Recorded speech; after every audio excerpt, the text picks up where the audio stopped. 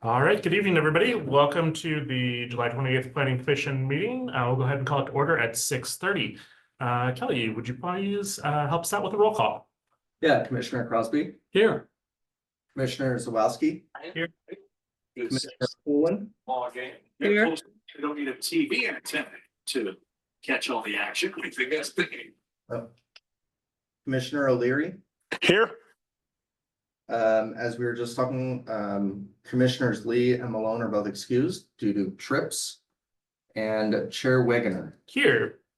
Thank you very much, Kelly. And we'll go into the approval of the minutes. Are there any edits that anybody would like to see added to last meeting's minutes? No.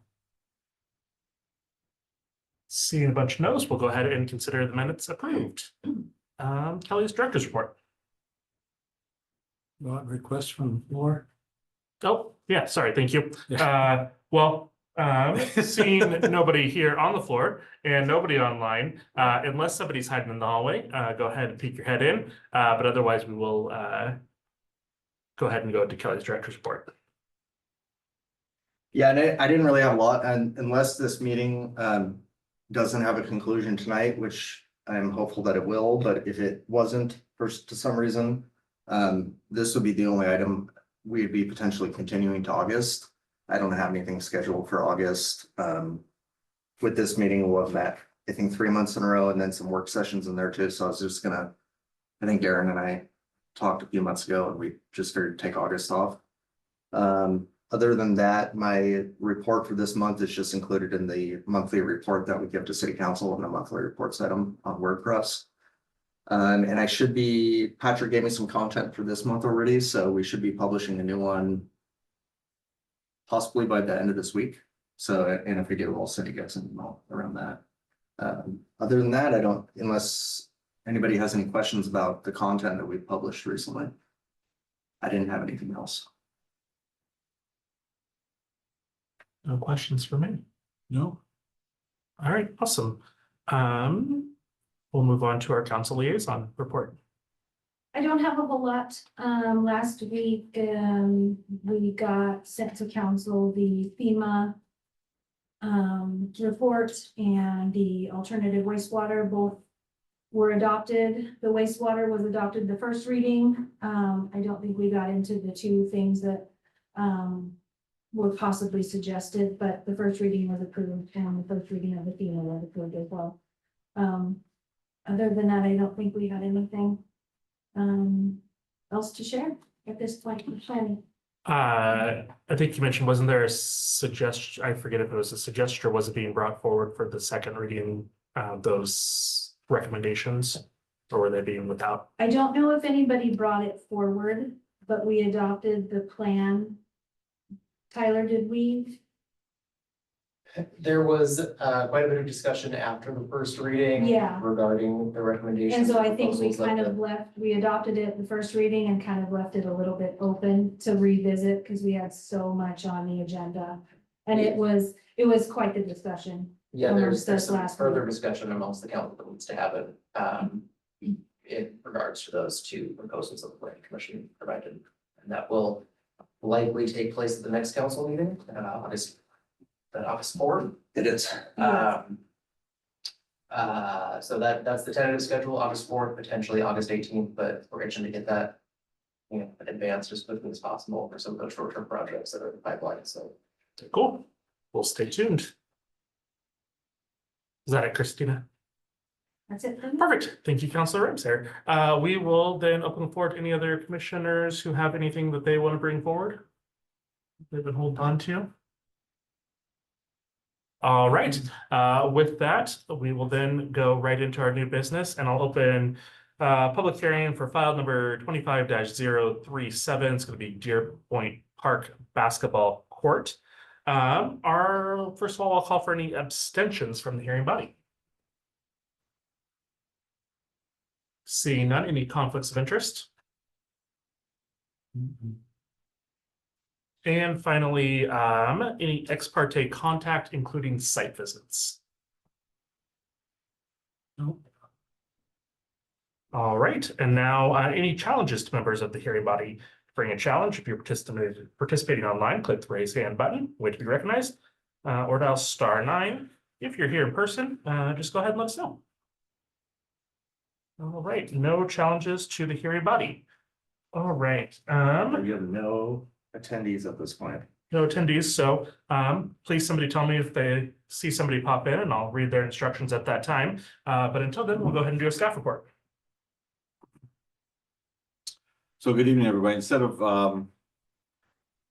back over the staff report, I'm gonna give you a little short PowerPoint, a little bit more visual. Essentially, yeah, it's a visual representation of the staff report. Sorry, I put you through the 21 pages. See if I can bring this up. Is that full screen? Something's gonna slide right over you, right there. Actually, let that down. There you go, touch that. It's messing with you. Full screen. Okay. All right. So. Just wanted to start off with basically essentially saying that the reason why we're here, because this is a type 3 instead of a type 2. In general, your type 2s, you guys won't see, but this is a little different for our variances. Instead of doing the typical type 2 variances where you have to can't be self-created variance or hardship. This we're going to be reviewing under like special variance. So that's why it's coming here before you. To see, Grant, just use the arrow. So what probably is a little bit easier to show you here visually is the location in relationship to Highway 26 and the neighborhood. I think in the staff report, I just gave you kind of the street names and stuff, and unless you brought it up or didn't know the area, might be a little bit difficult to kind of visualize. So this is the site as is right now. Deer Point Park was approved as a park earlier this year, I think in March. And it comes on the heels of Cedar Park, and a great example of what Parks Department is doing, creating that gem. So at the time when Deer Point Park was approved, it was approved with the basketball court, but without the shelter. And the reason for that was because they weren't sure if they were going to do the shelter at the time. They didn't know what the expenses was, and they wanted to kind of take advantage of the construction season. So we did approve it as a type 2 back in March, and since then they decided to do the shelter. But here's a little bit of kind of highlights of what Deer Point Park is. I think I gave it a little bit of introduction in the staff report.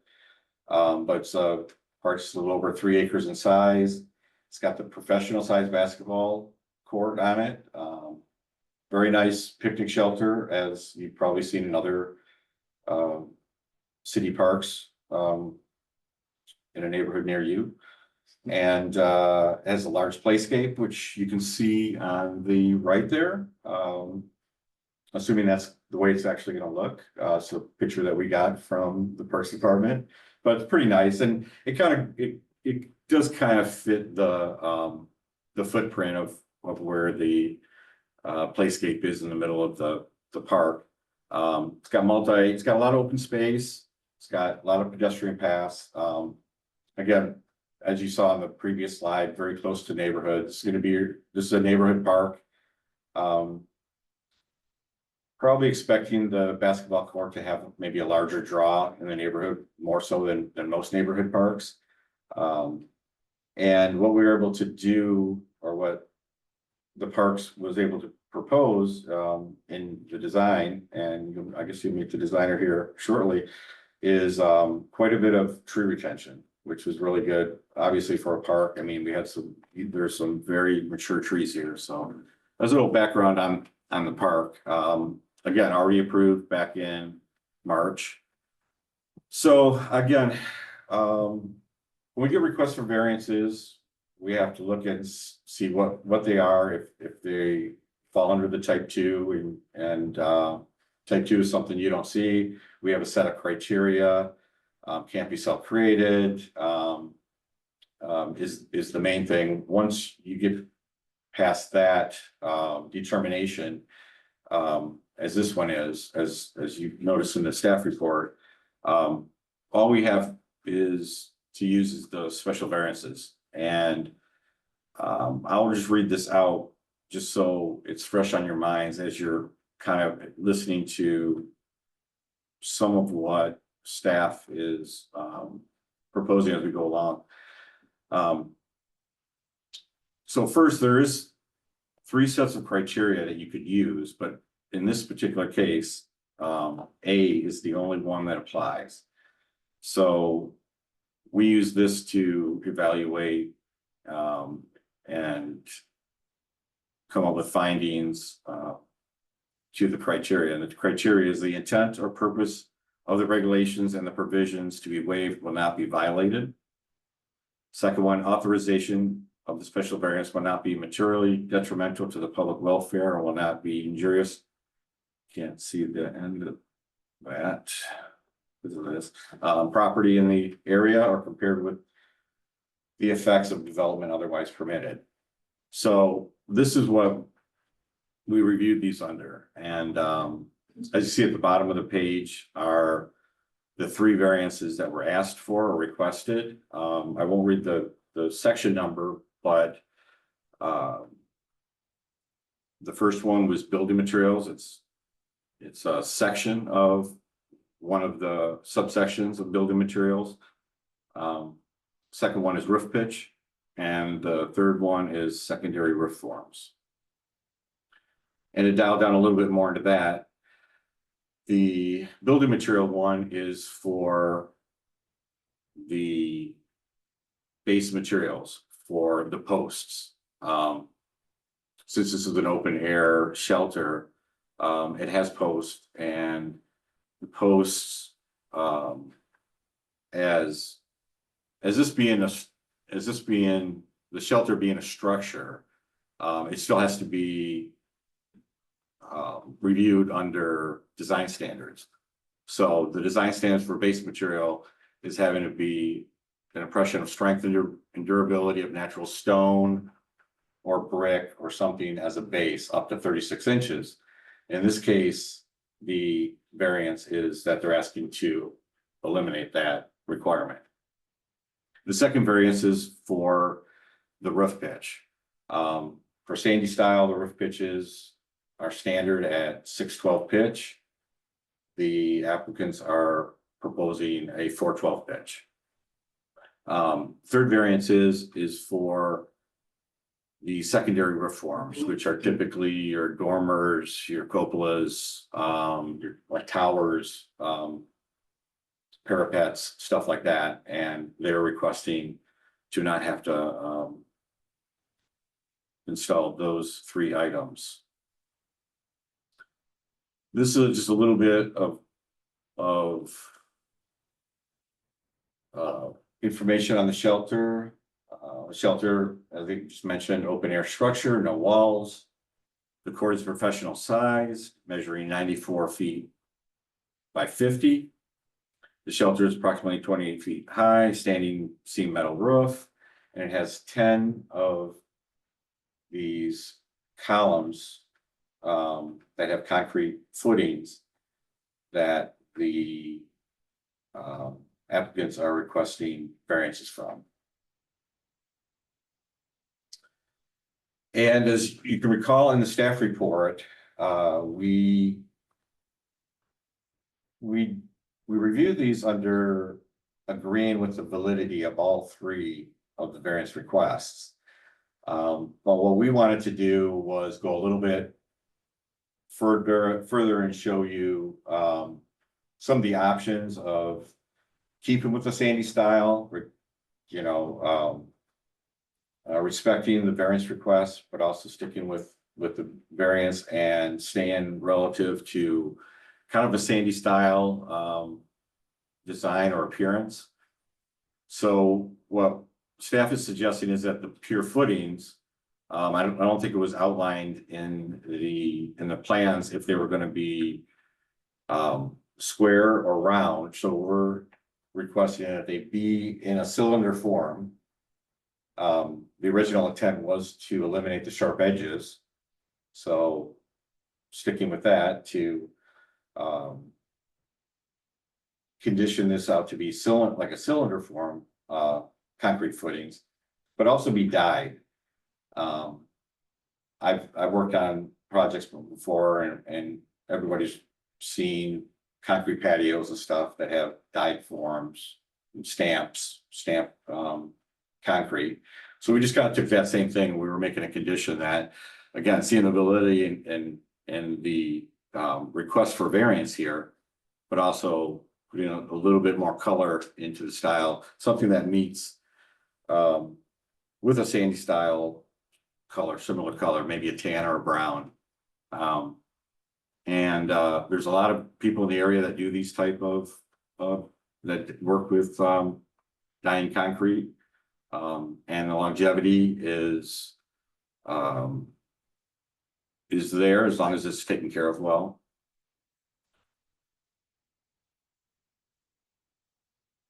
So here you can kind of see the plainness of what a cylinder round concrete foundation would be.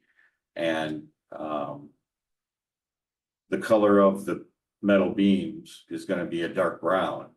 So we were looking at having the concrete that's going to be exposed to be dyed in some way. Originally, we were looking at some kind of stamp material, but as we reviewed it a little bit longer, I didn't really find anything that was, you know, could have been handled in probably an economy way from what they're proposing, and part of what they were proposing was to reduce the cost as well as safety. Yeah, we couldn't find any examples of any cylinder shaped footings with stamped. Not saying they're not out there, but all the examples Patrick and I could find were all square. So then it just gets back to the sharp edges concern. The only other thing I was gonna add, sorry, is that when I had my patio done in Sandy here, and it's a pretty large patio, I had a color additive added, and I think it cost $200 or $300 extra. So we're not for a whole 12-yard concrete truck. So we're not talking about a large expense here. So in this, and again, doing this, we did a lot of, I did a lot of research on looking at other, wanted to get some examples of what other outdoor basketball courts or recreational shelters looked at, and I probably pulled up about 20, and there's plenty more to look at. But I would say 19 out of the 20 that I looked at were all, none of them, I would say 1 out of the 20 was a 612 pitch. Everything else was this kind of low, I would say, I mean, just estimating 412 or even lower in this particular case. Most of them were, and I assume that it's probably for weight, maybe cost, or maybe, you know, one thing I didn't think about, but just now, was maybe heat retention too. When you get a high peak, you get a lot of heat that's up in that peaked area, whereas here a lot more of the airflow will go through. So that was something that we didn't really consider. So yeah, like I said, we ran into a lot of them. I would say 95% of them were this style, very low pitched roof. I think I had 3 slides to show, but Kelly knocked me down to 1. But yeah, I was gonna show you, there's plenty out there. Here's a little more specifications on this. Again, the shelter maintained a 412 roof pitch. The which we believe will decrease the structural weight. The low roof pitch will be a little bit more in style with the picnic shelter in the area. Won't seem to completely dominate the size of it. The steel columns color will match the steel on the gable ends. The framed ends are a uniform welded steel frame. And this is where those couple of recommendations that we put in the staff report come from. When you typically see like a wood frame, sometimes they're fastened together with metal brackets and with deep screws or bolts or whatever, and they have that sandy style look that we see all around our town. But in this case, this particular structure that Parks picked has a metal frame. And so as part of our recommendations, is it just more of a cosmetic thing, is to keep those metal brackets. They won't be functional, but they'll be more of an aesthetic look on the weld points where you can see the different angles of the frame. And also all the metal beams and columns that it can be applied, and I'm not sure if this particular column is like an I-frame. Is it more of an I-frame? Yeah. Okay. But what we were looking at was to have some type of fake wood grain pattern as a paint using a technique that's out there kind of in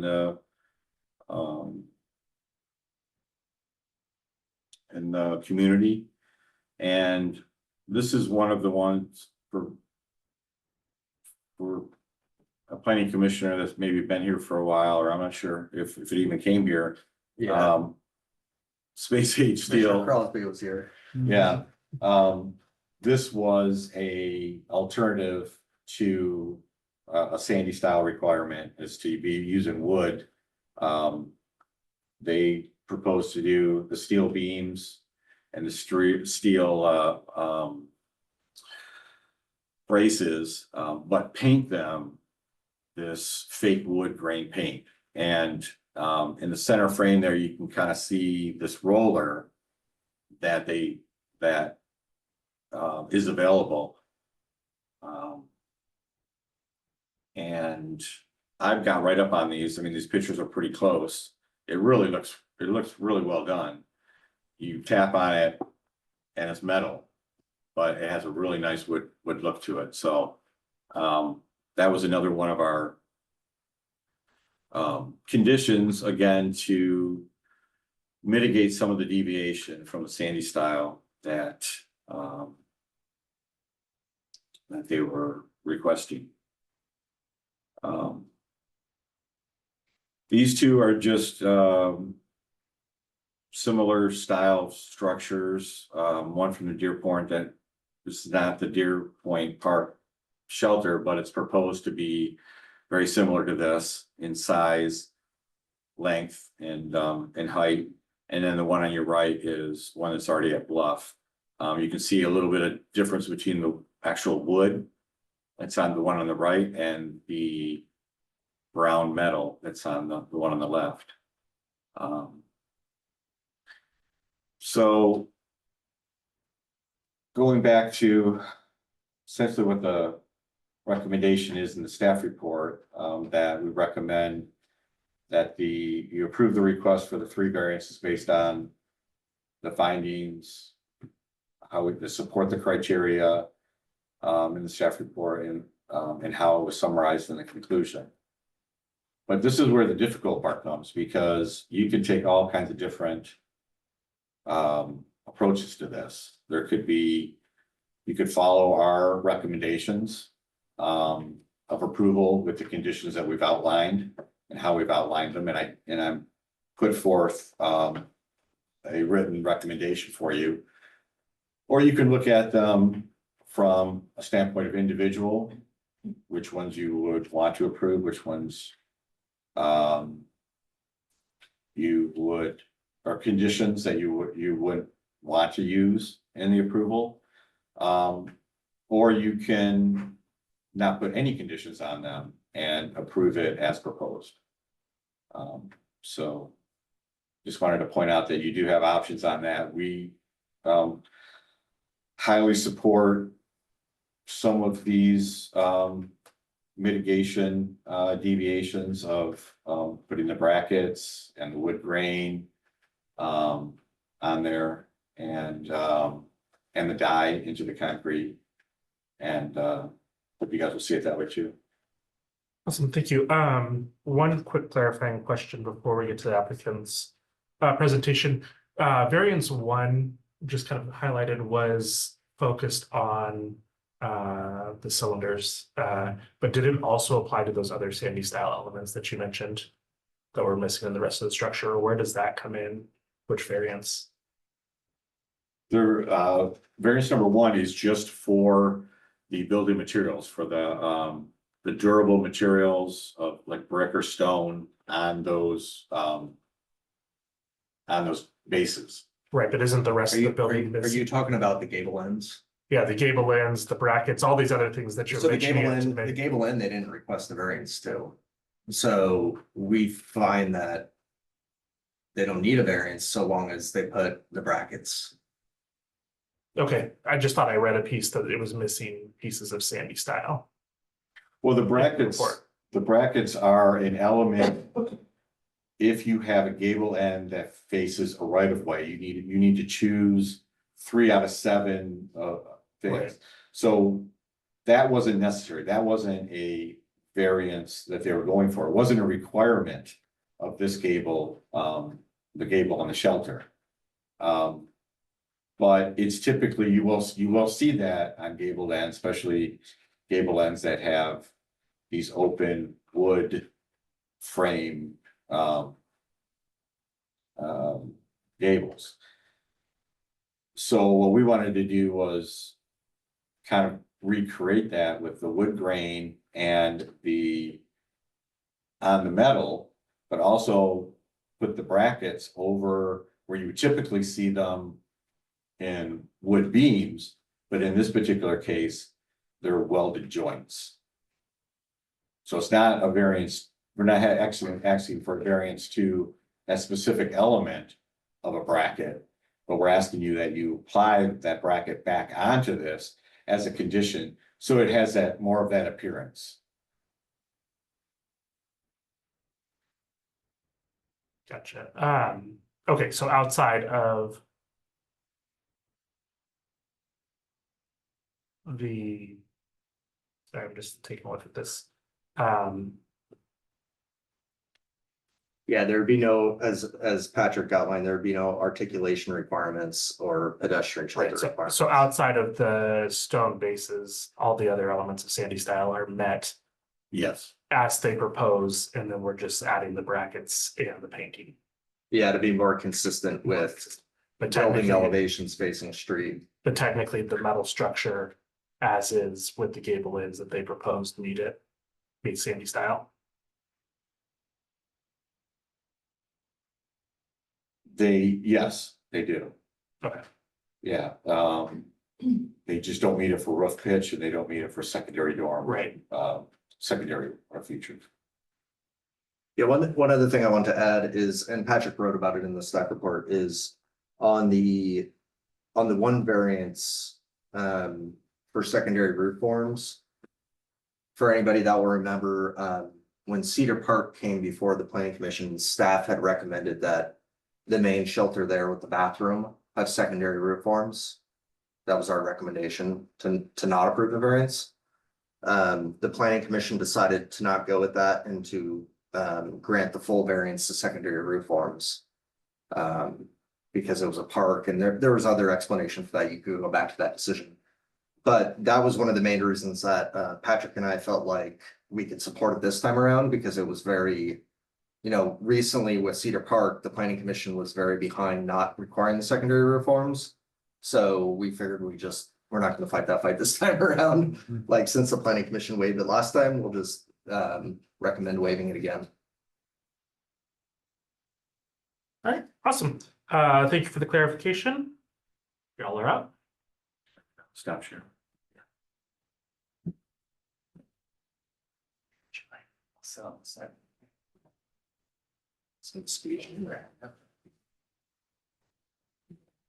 Thank you, commissioners. This is an odd chair for me, just that I think in 10.5 years, I haven't been at the blue tablecloth table before, so apologies if I fumble my way through this. I only have a couple points that I'd like to make. First, thanks for reviewing the variance request this evening. For those of you that don't know, Deer Point Park is about 15 years in the making, not this specific shelter, but the overall site itself. The city had about half of that parkland already in our possession. The other half was recently donated as part of a land dedication with a neighboring property that's going to be developed. So we finally had the acreage needed to develop the park. The park's, identified in our master plan. This specific addition of a covered basketball recreational type of area has broad support from the city council. Completing the park and all the other amenities at that park is identified as council goal 5.1.1 for this biennium.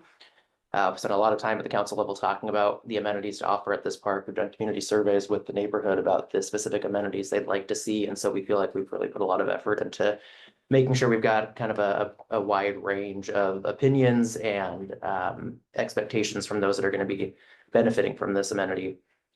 You'll also, be aware, I assume that there's no other amenity like this in a city park. We don't have a covered basketball or play area. And as all of you know, it can be very wet and rainy here. So having a covered area for not only those neighborhood families that want to utilize this, but also, people in the greater Sandy community to stay dry during our wet months and have a place to play basketball or other types of sports or recreation activities will be a great offering that we'll be able to add.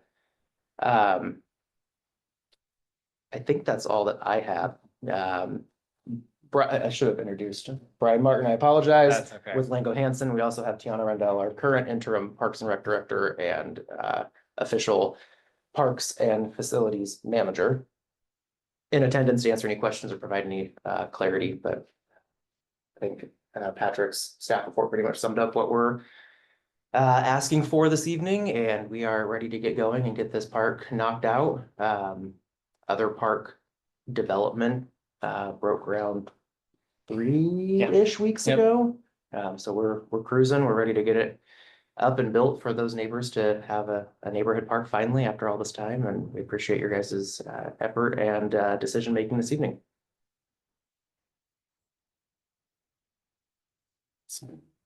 Yeah. Is that it or? We don't have Oh, a formal presentation. all right. I can add on a few comments. Most of what Patrick shared in his thorough presentation was material that we'd gone back and forth and shared either in submittals or meetings. So I can answer any questions, and there's a few points I can add on to as the design is moved forward, just to clarify. So just very briefly touching on the bases, those are, we didn't have a specific plan view, but those will be round circular bases at the 36-inch high. So yeah, that again avoids the sharp edges, but just to point out, that's what that is. The gables at the end will be attached to the structure itself and the pieces of the gable with the brackets that were described earlier. So it's not a welded connection. That wasn't clear in the drawings that we submitted, but we've since been working with our structural engineer. And that was the type of attachment that they suggested. Just as a tiny bit of background, that it's a separate piece coming from a separate manufacturer. So it actually works out more easily for them to bolt it on in the field that way. So that works out perfectly all around. I think both Kelly and Patrick also spoke about the secondary roof forms. I think we think that the approach is even more pronounced here, given that there are no walls or enclosure. So it feels like one solid plane makes the most architectural sense visually for this project. And then just with the 412, as Patrick pointed out on the roof pitch, 19 out of 20 or so on scientific survey, that's what the typical basketball shelter roof pitch is. And what's really important with this site is there was a lot of back and forth in the design of it. So we started off with a half court uncovered, then there was support, we'll talk about should it be covered or not? Maybe it should be full court. Should it be full court covered? And so here we are with full court covered in the context of a neighborhood park. So I think our homework was to take the size of that structure and really visually limit the impact, both for the neighbors looking into the park, and also it's very prominent from Highway 26 as you come into town. So felt that what is traditional among basketball shelters actually fits really well for the context of minimizing the overall visual massing of the structure in the park itself. Awesome. Thank you. Kelly, I don't think we've added anybody online or in the room, so we'll move on to your staff. I think just for, to cross all our You want Ts me and to dot read all our through it? Is, I think you should ask if anybody has any comments to make from the public. All right. And typically for a quasi judicial hearing, you'd ask for them in groups of 4, against, or neutral. But I think because we don't anticipate anybody actually commenting at all, we could just ask. There's no legal requirement to ask for them in those groups. So you could just ask generally, like we do in legislative hearings. If anybody would Sure. like to speak. Well, let's do it then. Then we'll move into public testimony then. So if anybody is here that would like to testify, now is the time to do so. Let's go ahead and please try to avoid repetition. If somebody else has already expressed the same thoughts, it's sufficient to state that you agree with the statements of the previous speaker, even if that's all you say. If you have documents, maps, or letters that you wish to be considered by the hearing body, they must be formally placed into the record of the proceeding. To do that, either before or after you speak, email your materials to planning@ci.sandy.or.us, and staff will make sure the evidence is properly processed. As a reminder for this public hearing, we will call for things in one group. And so if you're participating online, please click the raise hand button at the appropriate time, which is now, and wait to be recognized. And if you're participating via telephone, dial *9. And if you're in the room, just stand up. Thank you, Chair. Yep. And with that, I do not see anybody that would like to speak. All right, excellent. Yeah, we'll get a chance to rebut. Yeah. Yep, staff recap and recommendation. There you go. Okay. Well, again, we've worked with the designer for a while, especially on the park, and then the back and forth on the shelter, and just exactly what Dan said about we see the validity in these. We don't see the reason to have such a high mass roof pitch in the neighborhood, considering it would be a lot higher than most of the houses, and stand out. It would be compatible with the existing structures there, and it would be less obtrusive to people driving even on Highway 26.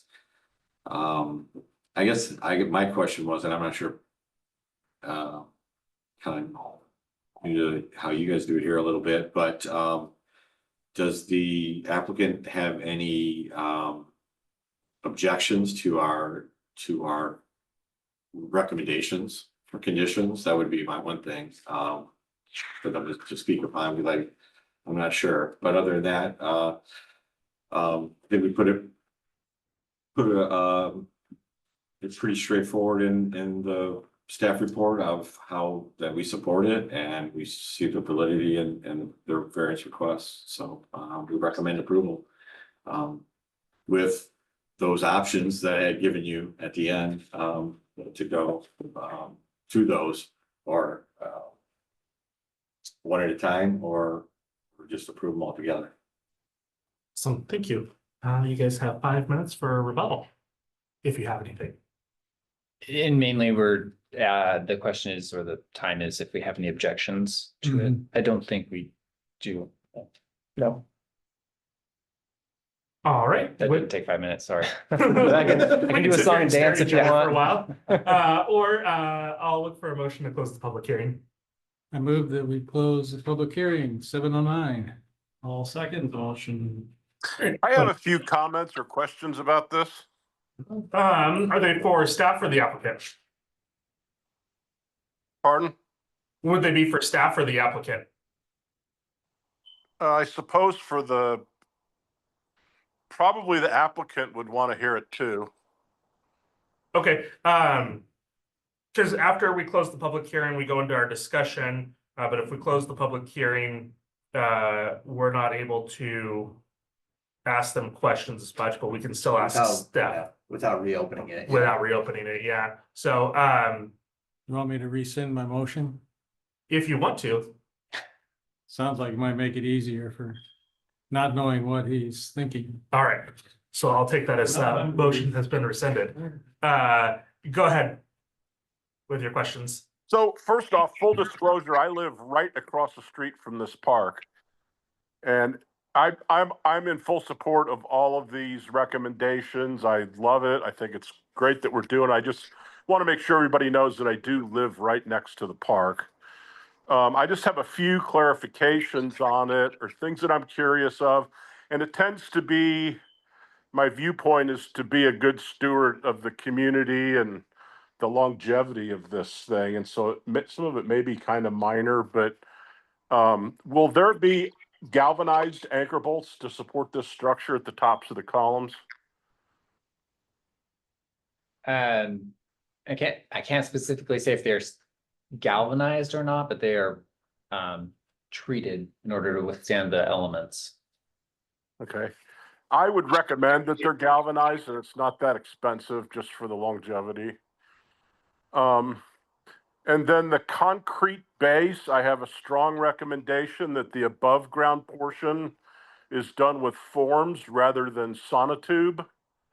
You know, the sonotubes have that candy cane look to them. Do you know what I'm talking about? Yes. And the forms aren't that, like the underground portion would be sonotube, I assume, which is the cardboard circles. I just strongly recommend that it's done with actual steel concrete forms with a chamfer at the top. It's a little hard looking at the pictures. The concrete cylinder I looked at had a sharp top on it.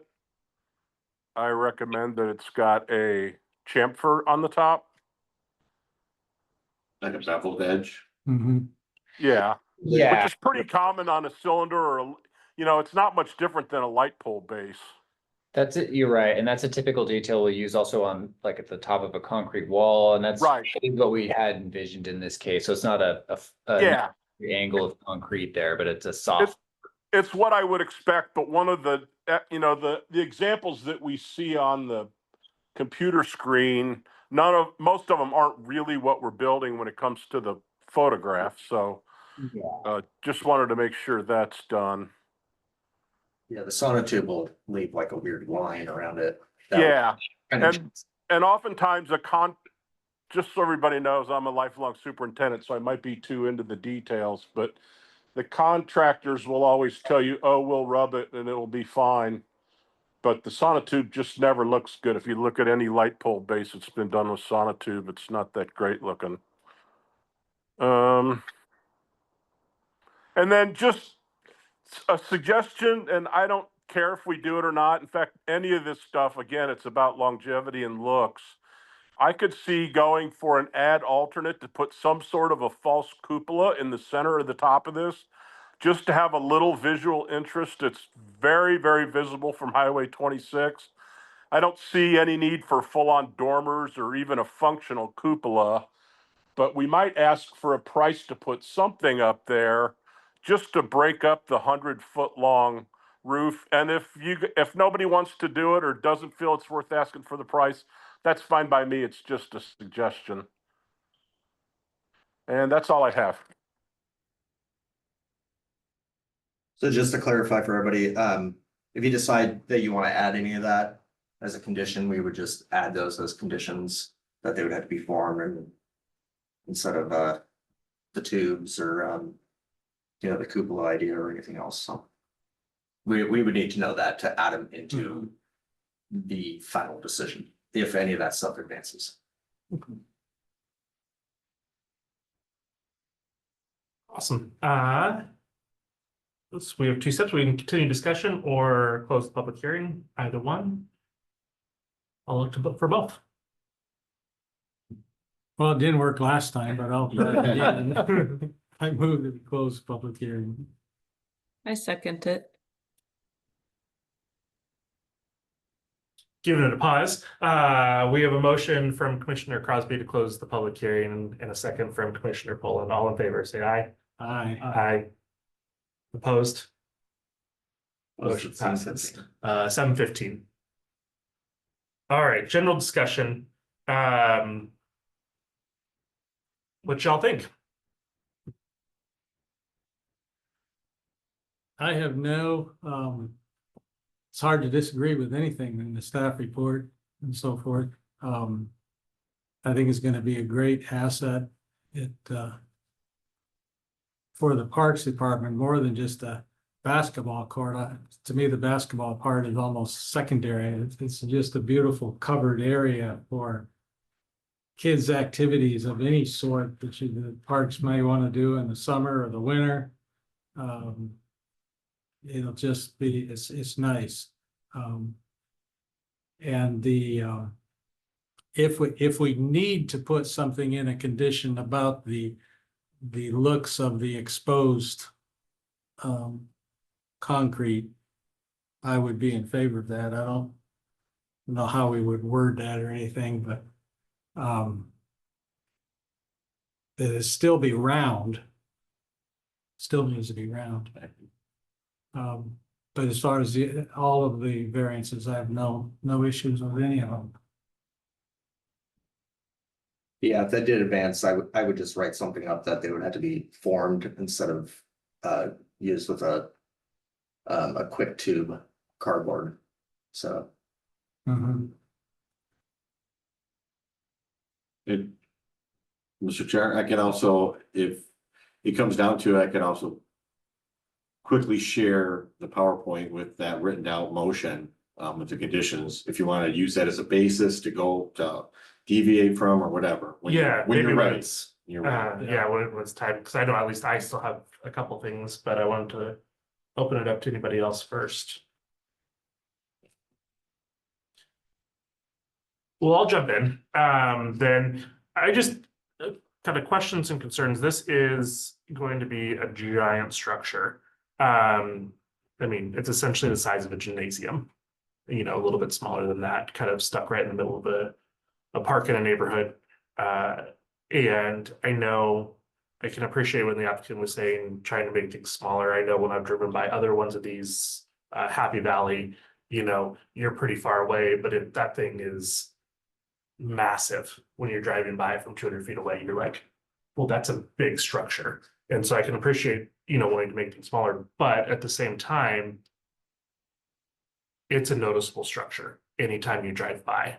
And so I struggle a little bit with not having some of those elements of Sandy Style in there because it is going to be a very large, very noticeable structure for that neighborhood. I appreciate, Patrick, your pictures of what that painted wood could look like, because that's not at all what I was picturing in my head. And it's much nicer than what I was thinking, but that's a full square beam, you know, in those pictures. And I'm concerned about how that would look on an I-beam, because it no longer looks like a wood beam, it looks like an I-beam painted like wood. And kind of how that would turn out. Did we see other pictures of how that would work, or? I've only seen it on a flat square steel beam. Okay. Because I really liked the look of that. I mean, that looked great and I was totally on board, but when we kind of move it forward in that kind of I-beam shape, I'm concerned with how that translates, and it doesn't give you that same realistic feel. I have no concerns about the roof pitch. I did like Commissioner O'Leary's idea for the topic, because again, I think it needs something to break it up here. Have this huge structure. I think just something simple, like up in the top in the center would be just great. Keep it as small as possible, but also don't let it go without deviation. So I think those are kind of my initial thoughts. I like the couple of cupola Yeah, a cupola, idea as well. something appropriately sized. Because it would, makes more sense. I was just thinking about putting dormers on those would look nice from the outside until you walked underneath there. Well, I was thinking, maybe some kind of like skylight, sunroof type. I guess it'd be a skylight type thing would maybe be appropriate for getting more light in there because this is not electrically lit. So it's just whatever light's coming in from the side. So if there's a way to incorporate some skylights in there to get some more natural light in there. By also adding something to the roof. That'd have to be a pretty good size cupola. Well, yeah, that was a separate idea from what I had earlier, but yeah. Yeah, I think just from like a maintenance perspective, I think skylights would be pretty challenging. That's exactly what I was gonna say. I think They a never stay cupola, clear. you might have to go up there once every 10 years and change the little weather guide on the top or repaint it or something, but. The skylights, I think, are gonna be like I've seen those in a few like state parks. And they tend to be the spot where all the spiders are, and Sure. it's like kind of messy They looking. look cruddy. Yeah. That's just my perspective on like. And they leak, they'll eventually leak and the fasteners will rust and those are your leak points. Yeah, I would just caution any conditions around a skylight for those reasons.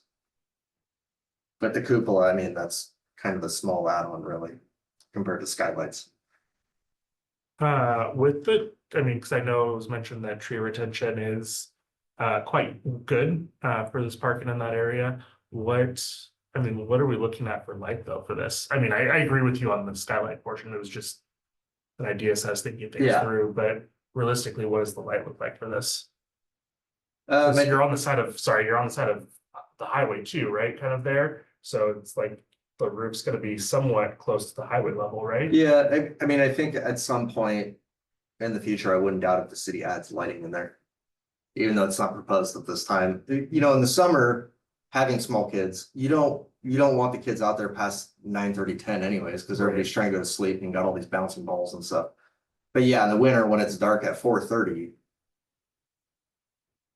yeah, We're just worried about how the light is during the day.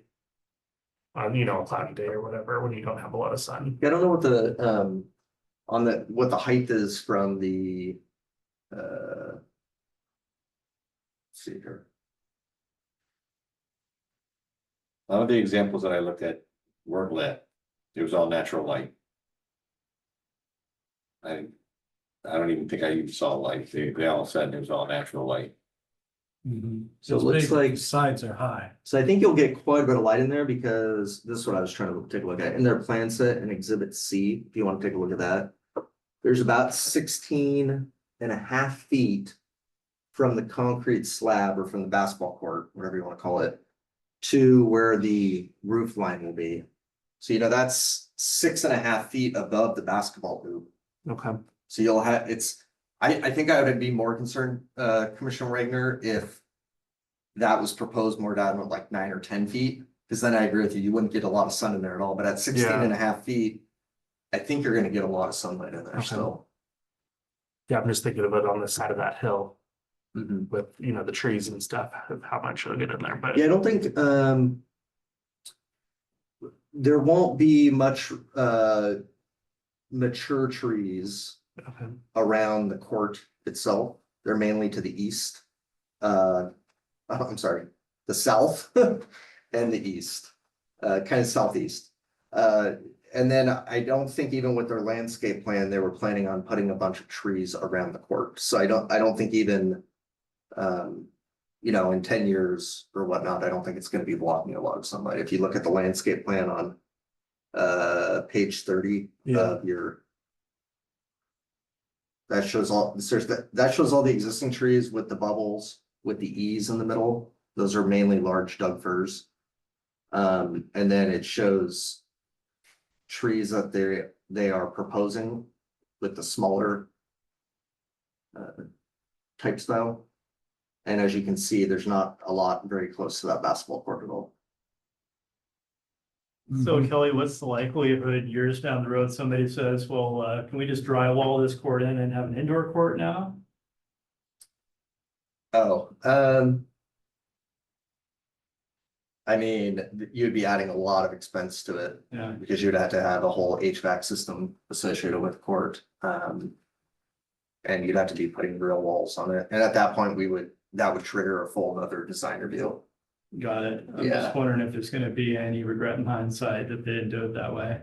Oh, indoor one? Yeah, I mean, I think an indoor one, you're probably at least doubling the cost of the court. Mhm. By the time you do the HVAC and the electrical and put all the walls in and everything else.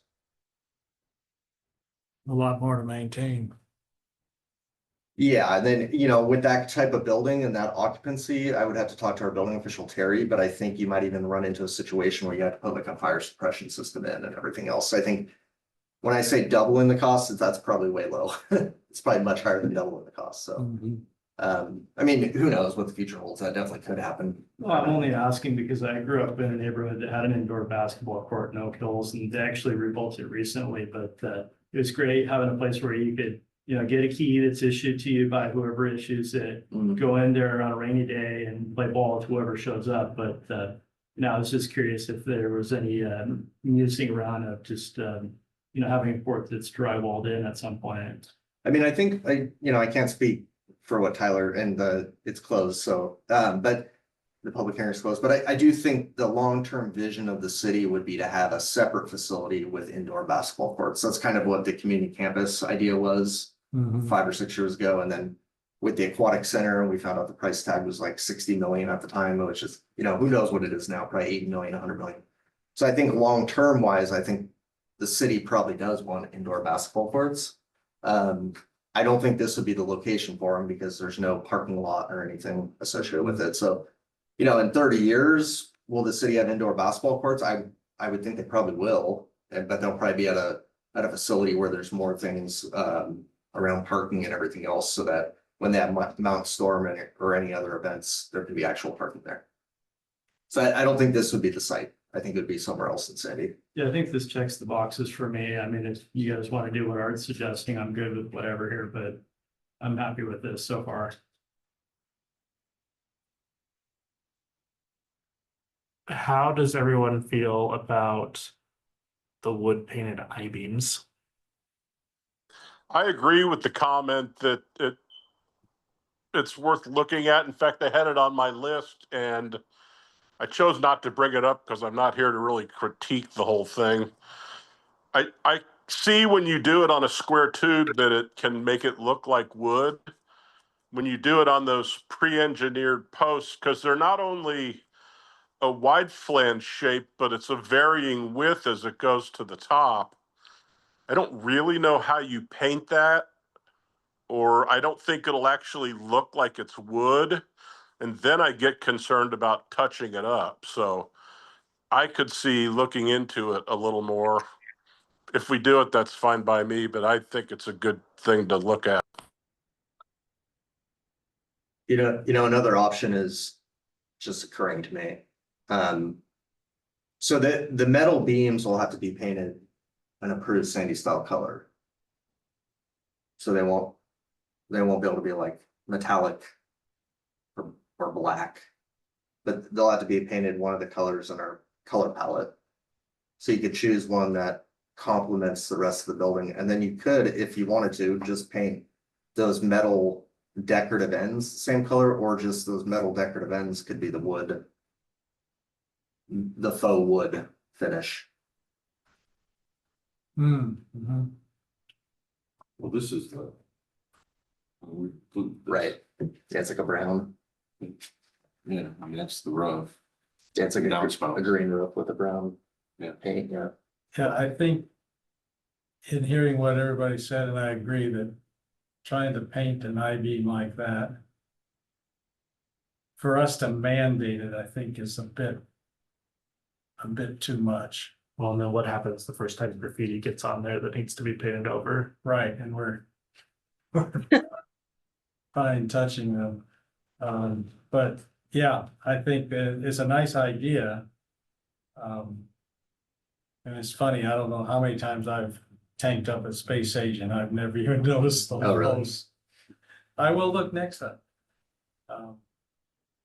But it would look funny to me on an I-beam. Just kind of strange. You know, I would prefer a solid color. what would it look like to wrap it? It's something. I think then too, we're looking at vandalism and destruction and upkeep. Well, I mean, if you wrap it in wood, you're then just having the same. It starts to look like all the other shelters with wood posts. Wrapping it seems problematic too, because again, it's not really like a wide flange beam with a consistent width. It's skinnier at the bottom than the top. Yeah, And so it just seems like an unnecessary expense. And it won't be that easy to accomplish, and I don't see it adding visual appeal even. I agree. Mhm. And through the chair, just to say too, that part of this request for variances was for, to minimize the maintenance of it, because maintenance and parks there's already, probably already off the charts for stuff, and expense too. Part of it was to reduce some of the cost Yeah. to be able to bring the shelter, onto this, into this court. So those were the two reasons. If money wasn't an issue, it probably Well- roll out with dormers and yeah, other features that would make it, they would sharpen it up a little bit, but this is just a basketball shelter. Which already has an extreme cost, and I think just to bring down the maintenance and the expense of it is really what the variances are wrapped up in. yeah. Well, I guess I have a big problem with cost being there. I can understand maintenance. But if this was any other person, if this was a community, if the athletic club had proposed this outdoor shelter, there's no way we would approve it as it is with that. I don't think. And I don't think that we should be treating ourselves separately than, let's say, a gym that was building this. Maybe I'm wrong on that, but that would be my feelings at least for that. Looking at just those plain pictures of the other shelters, there's some of them that look like this, and I don't know if I'd want that just kind of in the park. It looks like something that was built in the 70s or 80s for as cheap as possible, and that's what it's getting.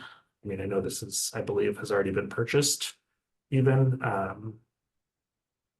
But I'm not a particularly big fan of just having essentially bare concrete. I know it's got the dye in there, but a colored concrete form that you can clearly tell it's just a concrete form, with painted metal beams sticking out of it. I don't think that meets the intent of what our code says. For that section for city style. I absolutely love the idea of a covered structure and having some place to go. I think I've had the conversations amongst family and friends many times about how schools need to add more of them, and that's sometimes the only place you can actually go have kids play outside when it's raining all the time in Oregon. But I think it's a huge structure in a small park, and I think that it's not meeting our kind of code as is. And so I'd like to see if we can find a way kind of make some adjustments to those bases and to those to the structure to kind of make it a little bit closer.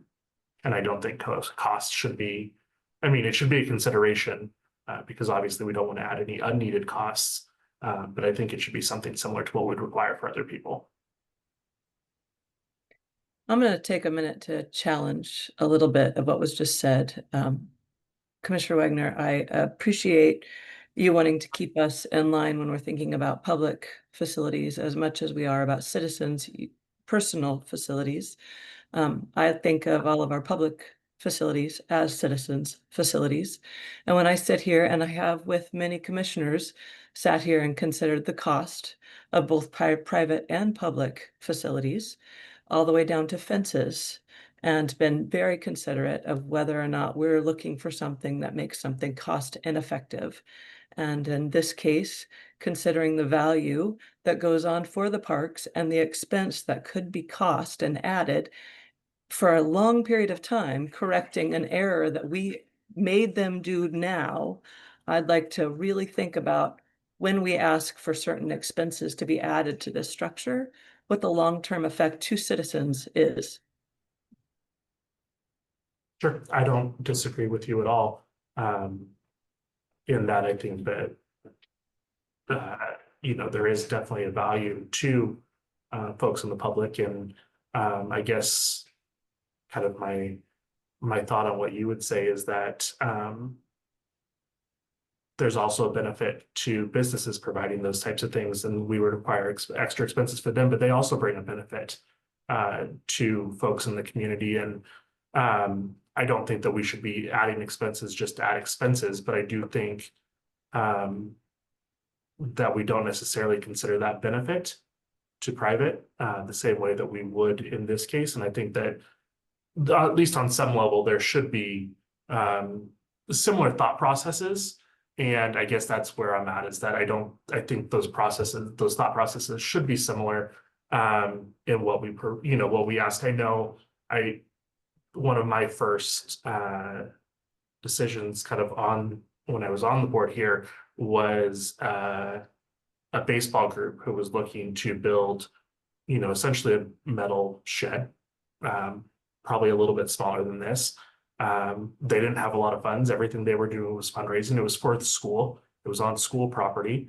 But we denied it for Sandy Style. And at the time, money was not supposed to be a consideration. We weren't looking at that for money. And that was a school group. That wasn't even a private, that was folks giving kids an indoor place to practice baseball and softball, and we denied it. I'm not saying that was necessarily the right decision, or whatever, but I think that we should be applying things a little bit more evenly as we look. I agree wholeheartedly. Just to clarify that we didn't deny it, we did not approve them to have a totally metal building. Sure, So we made them put hardy plank and stuff like that. And the school district was contributing $0 to that project. It was all privately. fundraised, yeah. Yeah. Yeah, but it was. But on I just school wanted to property. clarify for the record, we Yeah. did approve it. It was just, we didn't approve it to be all metal building. Right, approve it as they had. I understand what's being said. And I agree that we have to be hesitant to say, well, we don't want to make that a requirement because it's gonna cost the applicant more, because that'll come back to bite us. But I think that our findings should clearly state why we are choosing some of these things, like for Sandy Style. I mean, it is a big building, but it is an open building. So adding the extra elements for Sandy Style can be impractical. The cupola, I think, is a good one. I think that one is one that will it'll just add a little bit, or even 3 down, 100-foot building kind of thing. But I think our findings can put us in good stead with anybody coming back and saying, well, you treated them differently. But if we can say, not that, well, we could have done it, but it would have cost the applicant more money. That's just a dangerous place to be. But I think we can justify the things, the concrete. I think going with the forms, we're doing our best to make it look differently than a candy cane piece of concrete. It's practical. Adding, making it look true Sandy Style with the square that we see all over town would negate the safety factor. So that, if that's clear in our findings, that you wouldn't find in an outer post of a hotel or something, it's not a safety issue. Anyway, my thoughts that, true, we do have to be careful. But I think our findings should state our reasoning. Sure, and I think, I agree that I would like to see wrap, but I agree that the circular foundation makes a lot of sense. I agree that the roof pitch makes a lot of sense. I agree that it makes a lot of sense to not have a bunch of dormers throughout of it for this structure. But I think what that does is that removes all the Sandy style elements, and they just need to be replaced in another way, and in a practical way. Because I agree, we need to look at what makes sense for the structure and kind of what's there. And I think my problem is, and where I'm still struggling, is just those big I-beams sticking out of concrete. If we have, What about Kelly's thought of, painting the end pieces? That in my understanding are basic and add-on, they're not a structural necessity. yeah. I like that idea as Them look something. woody. Yeah, I mean, I like that idea. I don't know if that I don't know what, I don't know if that does enough for me to fully replace all those kind of missing elements. If we take 6 Sandy style elements away and we add in, just a couple little ones, painting this beam on this one area and these brackets, that's great. But it's a giant structure. but some of the elements that are possibles are impractical, like the 100%. the moving things in. Yeah, You can't do it. no, So 100%. now we're down to 5, or 4. Yeah. 3, and I think we've given it. And in this Gilman's case, chance. the fact that it's already been purchased, I think I'm correct in that, right? Well, I can't talk. Sorry, I would say It I doesn't wouldn't. matter. So I would, but Yeah, it doesn't matter. so the cost thing is one thing, whether you want, I probably would leave that out of your decision. But the relevancy of if they purchase it or not, that should not enter into your Right. decision making Doesn't whatsoever. matter. Because that, more so than the cost thing, is something that's never been discussed at the planning commission. Like Mm-hmm. if a private party came to us and said, well, you have to approve this because this is what we already purchased.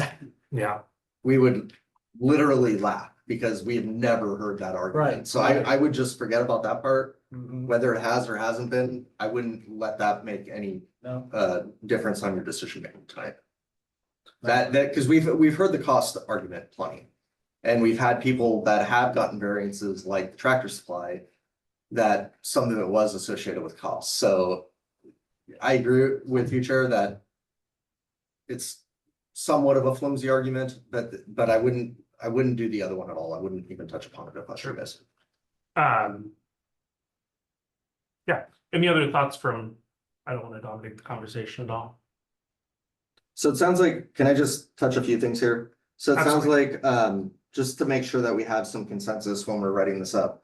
So it sounds like there's consensus, or I haven't heard anybody object to Commissioner O'Leary's idea of forms instead of the sonotubes. So for the cylinder concrete, we could write something about that. Is that If- correct? Yes, if I'm not a concrete specialist. If forms is broad enough of a way of saying it. We're not locking them into a very specific way of doing it, and they may come back and say, there's a different way of doing it, that's not forms. So We could say forms and no sonotube or is otherwise approved by the director during building permit review. perfect, There you go. So I think what we want there is the outcome right, of not there. I don't think we really care how it gets done as long as it, exactly. Looks That's that what I nice don't way, wanna yeah. back them into a corner yeah. that they can't get out of. And we've used that or as otherwise approved by the director very effectively in the past, so Yep. that's not a unknown thing. And then on Commissioner O'Leary's idea of a cupola. I haven't heard anyone say they didn't like that so far, so I didn't know if you guys had any. I like it. I will like it. I guess, should we write in or discuss a proper size? Or style at all? Does that need to be decided upon by us? Through the chair, I Yeah. think the cupola it eliminates your secondary reform variance. Well, That was not the intent. I mean, you have to do 3 per 100? I mean, If you want to do one, yes, you'd still need the variance. Your variance would have to reflect that. You could just say eliminate all secondary roof forms, or now you could say a variance to 3 of the 4, you know, because you're adding one. So the point of the secondary roof form variance was to eliminate, Nothing, yeah, I mean, to have. was to eliminate nothing. And I just want to reiterate too, if I can, that you don't have to go every deviation from every variance. I mean, these variances, this is a request, this is a special variance. It has a very broad criteria. If you read those first 2 lines that we pointed out, very much different than a type 2. Type 2 is very strict. This has a lot of openings. And I don't think there's any jeopardy that you're putting the city in if you're looking at this. This is a very unique building. No walls. You can't, anybody coming asking for the similar stuff, and they're having a building with 4 walls and having occupancy and having doorways and having articulation and having civic space. This whole thing is a civic space. So I think you have a lot of that uniqueness to fall back on. I don't think you should be looking at it like, oh, we can't let somebody else get away with this, and we're getting away with this. This is a unique situation. That's why it's being brought here. And maybe it's my fault for bringing up cost, but these things aren't cheap, but that's not really the overall thing. This does not fit into a typical Sandy style thing where you're going to have another building next to it and another building on this side that it's going to be compared to. This is a very unique thing. So I think you guys are in really good shape, very good place to look at this and follow the recommendations. And I'm not patting myself on the back, but I put a lot of background into why these variances should be granted. Not just like, oh, because it's a city project, well, let's do it. I put in a lot of work in for stuff that we can always fall back. Your motion is falling back on our findings. And all of those findings are in that staff report. And there's a lot of legitimate reasons to grant these variances. Mhm. For the cupola, I would recommend having the design team come up with some sort of parameters that's the appropriate mass for the structure. Something really simple, even could be something off the shelf, maybe from a cupola company, and put it as an ad alternate just to get a price and then decide from there. I don't think we can do that, can we? Where Well, I would I think put, they have to, put Kelly's statement in there. So Patrick is correct that you'd be still approving the variance, but you'd be approving it for, instead of having the requirement to have 4 secondary roof forms, you'd be requiring them to still have 1. So you're still granting the variance, you're just granting A the, weakened one. the number of roof forms to be 1 instead of 4, which is still variance, and we can specify what that roof form is. correct. Yeah, So I've actually built a cupola. They're very hard to design on the fly. So to get it to design to the specific size to kind of match the rest of the building, I would rely heavily on whatever architect they're using, exactly. because it's very easy to actually make it too small or too large. Yeah, So I think we said the size in the staff report. I think we could come to regret that because it could look really weird. Right. Well, that's why I said using the Kelly statement that you read earlier. yeah, so it doesn't come out to be Have a 2 them- by 1 or something hidden in the Yeah, back. Or just way too big and. Yeah. Yeah, we don't want a Dominate the birdhouse up structure, there. Yeah, But, if it could be run through the planning director. I actually constructed one with my father, who was a general contractor, and after we framed the first one, we just broke it apart. So it's way too big. It didn't scale correctly. So I'm just cautioning you that it is kind of a hard thing to. yeah, Would assume an architect would. It is about scale properly. too. This is 100 foot.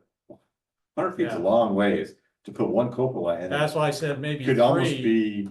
make it look even, make it look odd rather than putting 3 or none. So I'm just Yeah. cautioning you on scale too.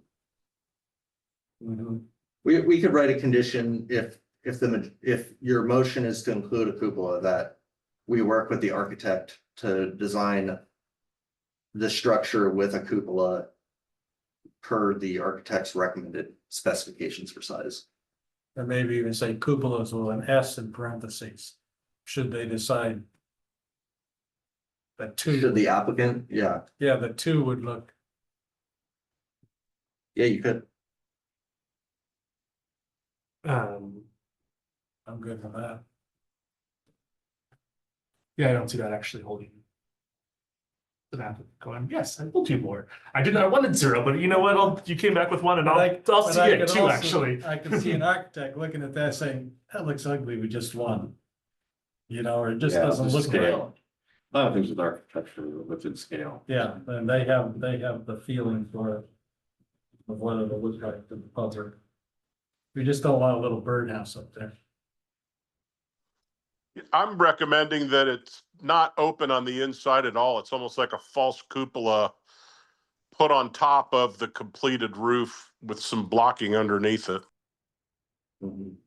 Yeah, yeah, And I think this helps the discussion of Sandy style. Hey, you don't have to build dormers, but in an effort to hit the spirit of it, we're recommending cupola per the designers. I also want to say that, and this kind of touches on what somebody else said, this is a unique situation in that it's not in the city core amongst all the other buildings. So really, color and general form, as you look at it from 26, is a really important feature. I think the colors really matter and gives that Sandy style look, rather than if you're in there playing basketball, looking at the steel engineered columns and going, oh my gosh, they're not painted like wood. I think there's a lot of opportunity here to meet the spirit of the Sandy style without like cheating because it's a city park or whatever. I can't imagine for almost any cost having like a wood structure with double columns and, you know, the rafter tails or whatever all is in the Sandy style. I think we're meeting it in a lot of ways. And whoever said I'm not patting myself on the back, I agree that it's a pretty good effort to meet the style at a reasonable cost. It's a great addition to the community and the neighborhood. I'm not gonna play in there if it doesn't have 3 cupolas. So it also sounded like, sorry, I'm just trying to bring Yeah. a few of these things up full circle, so we know what to write. It sounded like there was concern around the wood grain that we brought up because of the I-beams, so it sounds like there was more interest in leaning towards just using a Sandy style compliant paint color. I think so, but I think that there was interest in keeping it for what the gable ends. the gable ends, As you it described, was, if it was practical and not, and they weren't I-beams. Yeah, I mean, yeah, we can write up a condition around that. Yeah, because if they look, because I just don't want people laughing at them. Look at that I-beam that's made to look like wood up there. right, yeah, that I'd be definitely not. And I think Kelly, I think you mentioned some colors earlier. I mean, more than I think making sure that Santa South's covered out. I really wanted to make sure we had a conversation around whether or not, you know, those aspects were being thought of. And so I thank everybody for the pushback in that discussion. Just to make sure that we had it. But I think our consensus was you described some paint colors kind of earlier with how those could all tie in with the roof color. Yeah, Patrick pointed out Yeah. that they do have a color, and yeah, we had worked that with them to make sure it's approved color, and it looks like they're going for a brown. So I think it will look good with the wood, I mean, with the green roof. and- Yeah. Yeah. So. Or actually, I don't know, was the roof green? Yeah, I guess it was. Dark forest green, like forest green.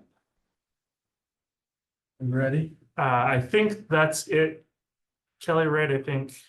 Yeah, I'm just trying to catch some different things that you brought up. It sounds like you were still interested in the remainder of what Patrick put together as the conditions, so like gable brackets, putting an additive into the concrete for color, those sorts of things. So it sounded like the rest, there was nobody that was challenging those conditions. It didn't sound like to me. So just be basically changing or modifying to include those additional 3 conditions. Well, actually, no, we'd be adding 2 conditions, the forms instead of the sonotypes are otherwise approved by the director. False cupola with blocking as specified for scaling by the architect to work with staff. And then the wood grain one we'd just be modifying that one. We wouldn't be actually deleting that condition, it'd just be modified. Modified it to only include that specific area. Correct, the gable ends and then the rest of the I-beams could be painted one solid color and fine with the historic palette. Could you say something like reduce a variance to the secondary roof forms by reducing the amount required? Because now it's 4 and you could go with 1 or 2, something like that. We're still granting the variance, but with a reduced amount, so you still gotta Yeah. mention that. And I can put that motion back up whenever you guys are ready to use as a base. I have a strong recommendation for a galvanized anchor bolts if it's not already in the job. I don't care about the steel as much, but we don't want those anchor bolts rusting out in 20 years, and it's a pain in the neck to try to do anything with them, and they're embedded in that concrete and subject to a lot of moisture. It won't cost much.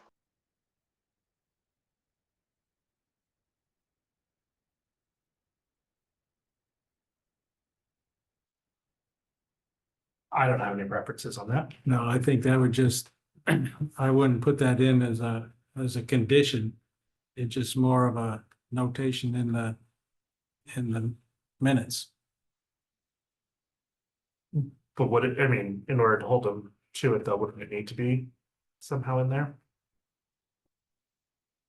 You could put it in there. I think my only concern with putting it in there is you run into the same thing that you guys were saying before, that if there's an alternative that works just as well. or better. Exactly. We've blocked. I think that's the problem with putting it in there. You could put a condition that they used galvanized anchor bolts and then do the same thing that we were doing with the other ones. Or is otherwise approved by the Sandy building official or something like that.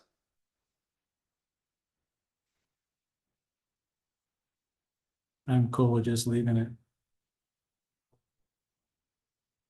The applicants are here too, so they're Exactly. They're picking up They're on hearing it. us talk, so. picking up on it. They understand.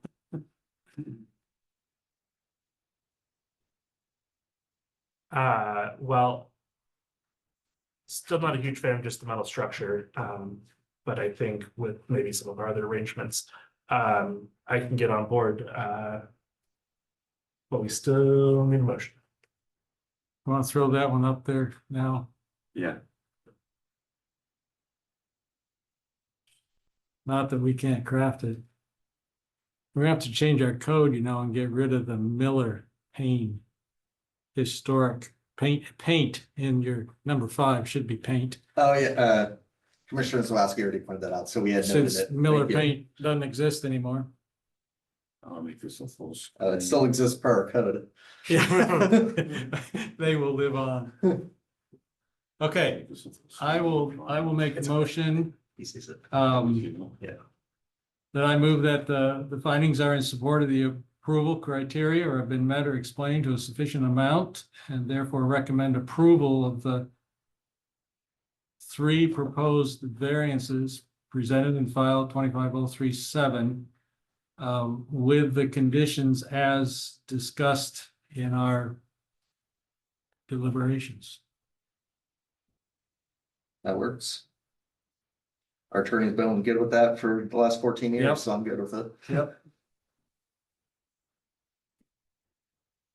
That was the motion. I'll second the motion. Excellent. I have a motion from Commissioner Crosby and a second from Commissioner Zawaski. All of those in favor, please say aye. Aye. Any opposed? Motion passed, 8 o'clock. All right. All right, and with that, just let me double check. I think that is the end of our meeting. I thank you guys all for coming. It's nice to have visitors. We haven't had visitors in a while, so thank you very much. Real people. And we'll go ahead and close the meeting also at 8 o'clock.